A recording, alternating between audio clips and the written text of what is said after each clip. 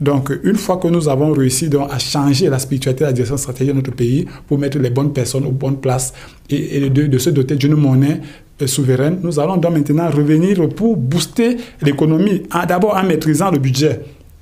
Maîtriser le budget, c'est très important parce que nous avons constaté à l'heure actuelle que déjà on a un nombre pléthorique de ministères. Nous avons à peu près 69 ministères pour ce gouvernement, alors que celui d'avant avait 44 ministères. Donc on ne fait que grimper. Et cela s'accompagne avec tous les frais de fonctionnement qui sont multipliés, qui sont dilapidés. Et voilà, donc nous avons pris un exemple, on peut prendre deux exemples simples. On peut prendre le système, le domaine de l'éducation. À l'éducation, on a 4 ministères. Il y avait le ministère de l'Éducation avant, national. On appelait éducation. Bon, on l'a fragmenté. Aujourd'hui, de proche en proche, il est devenu 4 ministères. Donc, on a aujourd'hui le ministère de l'Éducation de base, le ministère de l'Éducation de l'enseignement supérieur, de l'enseignement secondaire d'abord, éducation de base, enseignement secondaire, enseignement supérieur. Et on a encore ajouté, pour aggraver la chose, le ministère de la Recherche scientifique et de l'Innovation. Et tout le monde sait, depuis 7 ans qu'il est là, personne ne peut me dire de façon concrète qu'est-ce qu'il nous a apporté de plus en termes d'innovation, puisque même la recherche universitaire n'arrive pas à coordonner. Bon, donc, nous sommes en train de penser que ces 4 ministères aujourd'hui pèsent dans le budget de l'État 924 milliards de francs CFA.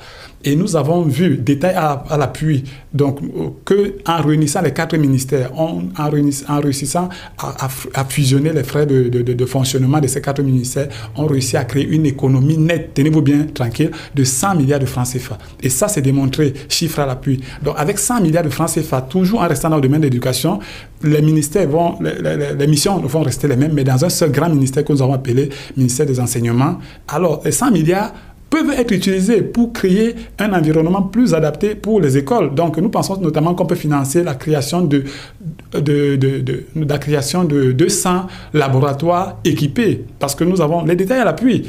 200 laboratoires équipés qu'on peut disperser dans les 10 régions du Cameroun. Donc, nous avons 200 laboratoires qu'on peut, avec les 100 milliards d'économies qu'on peut faire, équiper les lycées et les collèges. De deux, je peux prendre un autre secteur pour ne pas trop applaudir, voilà, pour parler en termes de maîtrise du budget. Nous avons, par exemple, au niveau rural, nous avons également 4 ministères, 4 qui font la même chose. C'est juste des noms qui changent. Pratiquement. Oui, ils font la même chose. Ayons le courage de dire qu'ils font la même chose. Je prends le ministère de l'Agriculture et du Développement rural. Et voilà. On prend le ministère de l'Élevage, des Pêches et des Industries. C'est toujours la même chose. On prend le ministère de l'Environnement, de la Protection de la Nature. C'est la même chose. On prend encore le ministère des Forêts et de la Faune. Donc, en fait, on ne fait que changer un peu de dénomination, mais on reste dans les mêmes missions. Et voilà, 200 milliards qu'on fragmente comme ça, chacun prend sa part, voilà. Et puis, nous sommes donc convaincus qu'en regroupant ainsi tous ces ministères autour du développement, par exemple, dans ce secteur du développement rural, ces 4 ministères, on va dégager une économie de 30%.